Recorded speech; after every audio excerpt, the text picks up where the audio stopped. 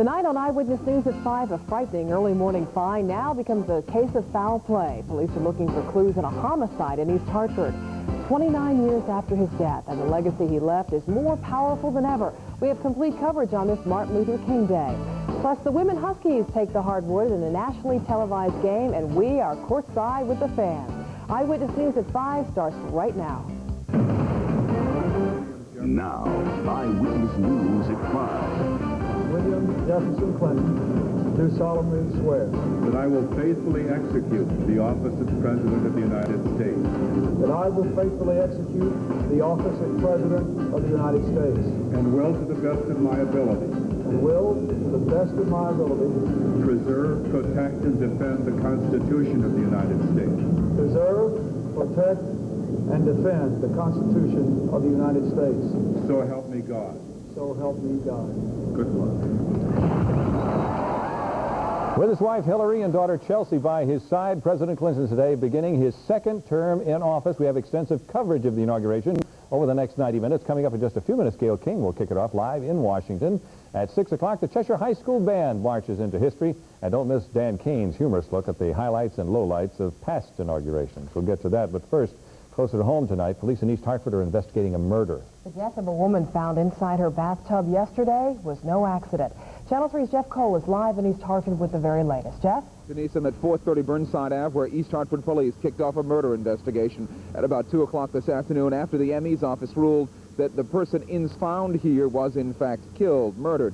10:30 Sunday morning, a neighbor found the body of 36-year-old Laura Lee. Someone who actually lives in the building, we are told, found the body. She was found in the bathroom, actually in the bathtub of the first-floor apartment that she lived in this building. Today, the state medical examiner ruled the victim had been strangled. East Hartford police are not commenting on the investigation at this point, and no one answered the door at the other apartments in this building today.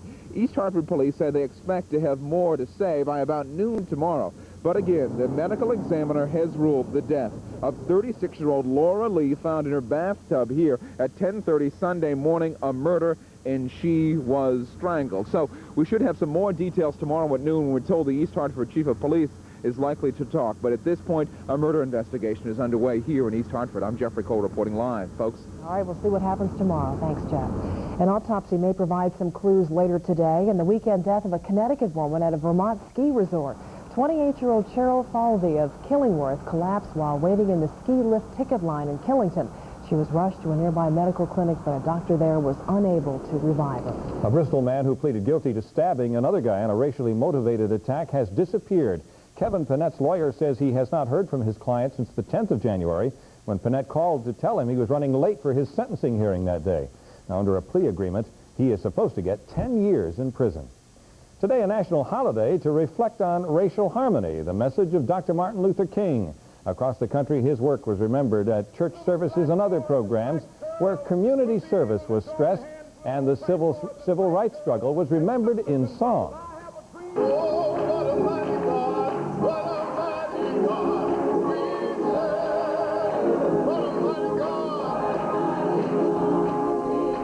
Those are students from Hartford's Weaver High School at a special program today, the Interdenominational Ministerial Alliance of Greater Hartford sponsoring this service. They're still strutting their stuff in Washington before the presidential reviewing stand. The inaugural parade is part of the pomp and pageantry of President Clinton's second inauguration.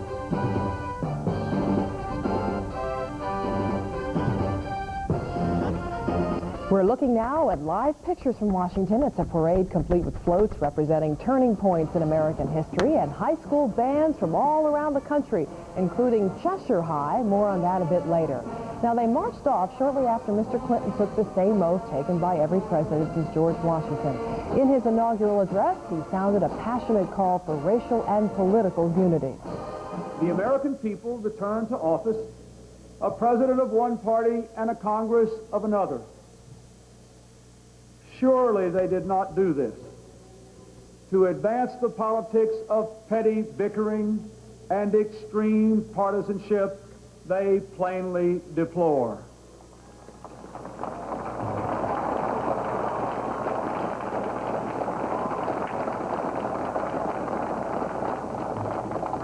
No, they call all us instead to be repairers of the breach and to move on with America's mission. And the night is still young in Washington. In just a few hours, the President and First Lady will be the guests of honor at 14 inaugural balls. Connecticut is certainly well represented in the nation's capital today. Lots of folks from the Constitution State in town to see history in the making. Among them, Channel 3's Gayle King, who now joins us live from Washington. Gayle, that is some inaugural hat. Al, if you would have been here today, you would have needed this hat. I was here about a couple of hours and my ears started getting a little cold, so I thought, okay, bring it out. It's been quite a day. Party affiliation really didn't seem to matter. I met many Connecticut Republicans who told me they had to be here. This is the last presidential inauguration of the 20th century, and they said they wanted to be a part of history. All right, thank you, I wanted to cry when it was... Holly Weiss was not alone. A lot of people in this crowd told us they felt emotional watching President Clinton take the oath of office. And for the thousands who did not have the passes and invitations that allowed a seat on the Capitol steps, huge screens were set up on the mall so they could see and hear every word. It's just really like powerful, like the music and the speeches, and it's just like unity, you know, like unity of the country. There's no question most people in this crowd support President Clinton and like the man. And they say his theme of building a bridge to the 21st century strikes a chord, especially on this day. The fact that it's Martin Luther King Day and that the president is very committed to improving racial relations is very important. And I'm very excited about conveying that message to my students when I get back home. Eva Hausman teaches history at Simsbury High and says she was encouraged by the number of young people in the crowd today. I wanted to come because I know it's history, and I hope that I'll be able to be down here for a couple more inaugurations. A lot of what he said, I don't honestly believe we'll see in the next 4 years, but it sounds great for the next millennium. Just a tremendous experience to be able to say that I was at a presidential inauguration. Hopefully, this won't be my last presidential inauguration. Hopefully, I'll go on to hopefully sitting up there during the inauguration. And we can say we knew you when. You can say you knew me, Brian Heiss, 1997. Don't forget that name, Brian Heiss, 1997. He told us that whenever the president speaks, it's always very important. And Brian told us, you know, I like to be important. One of the other big events going around here, of course, is the big parade. I heard Denise mention that it's still underway. It's running way behind schedule. It was supposed to be over at 4 o'clock, so that gives you some idea how late things are running here. We, of course, are following the Cheshire High School band. We will have more on their story at 5:30 and 6 o'clock. And Al, just a personal note to you, I'm going to try to lose the hat a little bit later on tonight, but if I took it off, you'd tell me, Gayle, put it back on. Oh, I would. Hey, are you going to be making the rounds of the balls later tonight? Yes, I'm going to the balls after 6 o'clock. We're going to go back to the hotel, change, put on a dress, try to put some curls in this hair. It's going to be a really work of art. We'll see. Well, good luck, Gayle. I'll see you at 5:30. All right, we'll look forward to that. We can also tell you that Russian President Boris Yeltsin is in the news. He's getting out of the hospital to continue his recovery from pneumonia. And apparently he will do that at his country residence outside Moscow. Yeltsin had been back at work just a couple of weeks after recovering from his heart operation when he was hospitalized this month. Well, the deep freeze may finally be losing its icy grip on southern New England. Let's get the latest now from the Channel 3 New England Weather Service. Hilton, do you see a thaw? I see a thaw, Denise. Let's go to our 3 Live Weather Net and look at how the grip is easing very gradually. On 3 Live Weather Net, our low temperatures this morning on the Weather Net were above 0. Now, that's cold. That's January cold, but it is not as bone-chilling weather as we had over the weekend. And this afternoon, these are the high temperatures we've had so far. Not a massive thaw, to be sure, but look, Milford, Connecticut Post Mall has gotten up to 35 so far today, 34 in Waterford, and 33 degrees in Meriden. Now, Waterbury, the Torrington Country Club in Goshen, our weather observing station here in downtown Hartford, stores at UConn, and Enfield Square Mall all remained at or below freezing. So that doesn't qualify as a widespread thaw, but you know what? It looks like an improvement to me, especially when you think back to how bitterly cold Saturday was. Full updated forecast shortly. All right, thanks, Hilton. Well, it's a busy day at stores where the UConn women right now are battling Georgia. Students on campus are watching that televised game. Channel 3's Cathy Moss is taking in the action, and she's joining us live now with the latest. Cathy? Good evening, Denise. Well, the UConn Husky women are playing an away game, and that's why the pavilion behind me is a bit dark. But I'll tell you, students say that after a long winter break, it's sometimes hard to get back into the swing of things. Today is the first move-in day, but they say that as long as there's Husky fever in the air, their spirit is high. Just ask any of the UConn students moving in today to McMahon North. Hi, Mom. They'll tell you the ritual can be Hectic. There's no parking. It's a pain. Definitely a pain. But while thoughts will soon turn to books tomorrow and Wednesday, today in most rooms you could find the tube turn to sports. UConn women Huskies, to be exact, playing in Georgia today. A UConn team that is definitely on a hot streak. Are you a basketball fan? Yeah, I am. I work at the games, too, when they play at Gamble, so I'm a pretty big fan. Then there's Jeff Suzuki, who we found glued to the tube. He has some school spirit, but would love to steal some of that national attention away for his own team. What team are you on? I'm on the golf team. I don't know if it's considered an athlete, but... Are you bummed out that you don't have as much notoriety as the UConn women do? We do need a little more press, but take time, I guess. Perhaps for Jeff one day. It's only something he can hope for. So that's a little bit of the flavor of what's going on around campus tonight. They're moving in, they're relaxing, but their TVs are definitely fired up. We're live in stores. I'm Cathy Moss. Back to you now. And they're liking what they're seeing, too. At last check, I'm told the score, UConn 80, Georgia 59. Looks like another blowout in the making. Another blowout. And, boy, well, the men, didn't they do a great job yesterday against Kansas? They almost did it. Maybe next time. Still ahead on Eyewitness News at 5, a balloonist's attempt to travel around the world is over. See how far he got. Also, an angry volcano is still erupting tonight, and it has residents fleeing. Patient overload. Patients are unable to filter out unnecessary sights, sounds, and other stimuli. Now, this gene may also help explain why schizophrenics are chain smokers. Nicotine appears to briefly override the illness, providing patients a few minutes of calm. The Food and Drug Administration is ordering new warning labels to protect children from overdosing on vitamins, especially iron supplements. The FDA says more than 110,000 children have been poisoned this way in the past decade, and 35 of them have died. Now, all prenatal iron supplements and many multivitamin products will have to carry warning labels and better child-proof packaging. America has a weight problem, so it's not surprising that the fitness industry wants to lighten the load. Tummy-tightening contraptions called ab machines are saturating the market these days, but do they deliver on their washboard stomach promises? I'm going to be doing a few reps of each move, so watch close. We're obsessed with our abs. The harder, the better, and the fitness industry is making millions. Everyone wants the so-called six-pack stomach. Come up, crunch, and back down. The machines are designed to help you focus on your abdominal muscles while at the same time supporting your neck and head. I think some of those ab machines, if you know how to do it and you're concentrating on doing them right, then they'll work your abdominals. That's a big if. Fitness experts agree if you do unassisted sit-ups the wrong way, you may end up hurt, not harder. And washboard abs will never come by machine alone.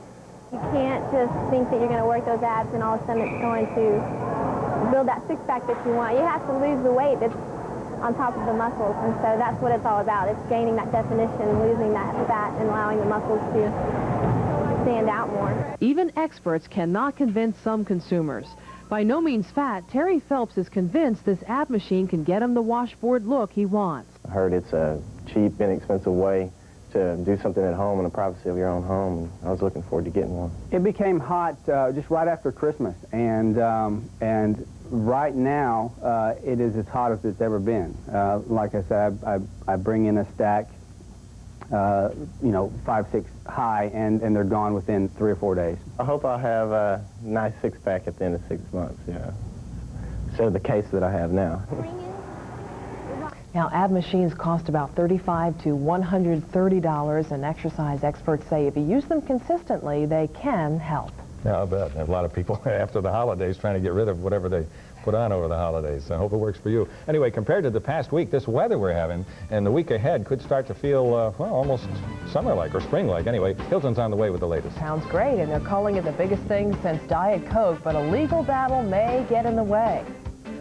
I want to see, like, all the people who are in poverty and stuff. I'd like to somehow, some way, there's got to be a way to fix it, and I think if he's so big and bad, Mr. President, we should be able to fix it. Well, it felt almost balmy today compared to what we've had, but of course the wind is still around. And wait till you see what's coming later this week. I took a peek at the temperatures. If you like the warmer weather, you're going to love Hilton's forecast. He's standing by with the latest. Hilton? Well, it's not a heat wave, that's for sure, but it is milder. Matter of fact, anything that even approaches normal levels is going to be considered major relief. So let's take a look and see how our relief is standing right now. On 3 Live WeatherNet, the Channel 3 New England Weather Service, downtown Hartford, and even freezing up to 32 degrees now. We've been alternating between 31 and 32 degrees the past several hours with a southeasterly wind at 2 miles an hour. Connecticut Post Mall in Milford, also 32 right now. Milford climbed above freezing briefly this afternoon. And on the 3 Live WeatherNet, temperatures generally in the 20s in the outlying areas, the more densely populated communities in the 30s. You notice Waterford is standing at 33 degrees right now. Torrington Country Club in Goshen, 26, and at Storrs on the UConn campus, it's 28 degrees at the present time, and that is pleasant weather compared to the near zero readings that we endured over the weekend. One item I want to call your attention to on live Doppler 3 radar, we've got some light snow showers still showing up, although they have diminished considerably across western Massachusetts and indeed across much of Connecticut during the past hour and a half or so. Let's go down the line. I'll show you where the snow showers came from and where they're headed. We put our radar echoes into motion. This overstates the scene a little bit, but you see we did have a band of snow showers move through, snow flurries. I think that we'll see the end of them now, and then we'll look for some clearing weather. As a matter of fact, on our satellite pictures, you see skies beginning to clear just to our west as we watch the clouds roll through. Now then, in the south central part of the country, we've got some moisture moving up from the Gulf of Mexico, some showers and some clouds, so that's part of the milder air that is heading in our direction for the next several days. Readings in the 20s inland, 30s on the shoreline, and what we have coming up over the next couple of days is milder weather. Here's your forecast in detail. For tonight, clearing skies, becoming breezy, 17 to 23, and that is indeed an improvement, folks. All right, Hilton. All right, we've been telling you about the Cheshire High School Marching Band being there in the inaugural parade today in Washington. Yes, and they're making their way now through Washington. Here's a live picture. This looks like some of a military unit. Did we just miss them? The producer just told us while Hilton was finishing up, they went by, but we'll have a videotape, I'm sure, and you'll hear more about their exciting day in Washington on Eyewitness News at 6. Now, we did have a holiday today. That meant most banks and credit unions were closed, but still the stock market was open today. And the stock market went up. Another record high is posted. The Dow Jones Industrial Average up 11 points at 6844.26. Trust me, that's the finish in active trading of more than 440 million shares today.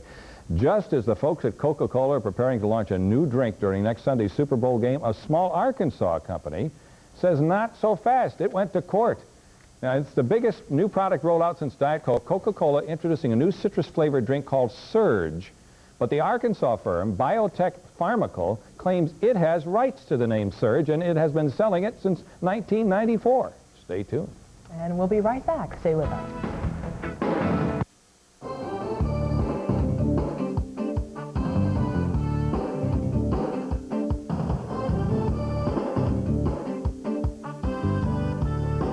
You don't need an outdoor garden or summertime temperatures to grow food you can enjoy right now. In today's Your Garden, Alan Smith shows us an easy and fun way to add a fresh taste to your recipes. If one of your New Year's resolutions is to eat healthier, you might give Sprouts a try. It's one of the best things for you. Sprouts can give any meal a zip, whether it's sandwiches, salads, or even soups. Now, they can be inexpensive bought already sprouted like this, or you can even sprout your own by using a few seeds. They come in a wide variety, and these are just a few I picked up at the grocery store. These radish sprouts taste just like mature radishes. They can be hot and spicy. You can even see they have slight red coloring on the stems. These are great for salads. Milder tasting sprouts, such as clover and alfalfa, I like on sandwiches. And what would stir fry be without bean and sunflower sprouts? Growing sprouts is about the easiest gardening you'll ever do. You can do it right in your own kitchen in the middle of winter. All it takes is light, water, a few seeds, and a jar. To sprout alfalfa seeds, just put 2 tablespoons of seed in a jar and fill it with water and let it set overnight. The next day, just drain off the water along with any loose hulls and then rinse in lukewarm water. Set the jar in a dark place at a slight angle. Then rinse them twice a day for a couple of days. By then, the sprouts should look like this. Then just set them in indirect light and the chlorophyll will turn them green. Now they're ready to eat. You can't get much fresher than growing something in your own kitchen, and when it comes to vitamins and minerals, it's hard to beat these. From the garden, I'm Alan Smith. That looks good. If you'd like more information on growing sprouts, send a self-addressed stamped envelope to Your Garden, 3 Constitution Plaza, Hartford, and our zip is 06103. And make sure you put down the specific topic you're looking for. Once again, sprouts, growing sprouts at home. All right, that'll do it for us here on Eyewitness News at 5. Dennis House is standing by now with a look ahead to Eyewitness News 5:30. Dennis. Well, Denise, good evening. Here's what's new at 5:30 tonight. 29 years after his death, his work continues. We'll have a live report from New Haven this Martin Luther King Day.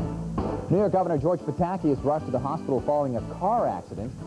And it's the biggest party in the Western world, and it has had its share of problems. Dan Kane looks back at the memorable moments from past inaugurations. Plus, my co-anchor Gayle King is live in our nation's capital with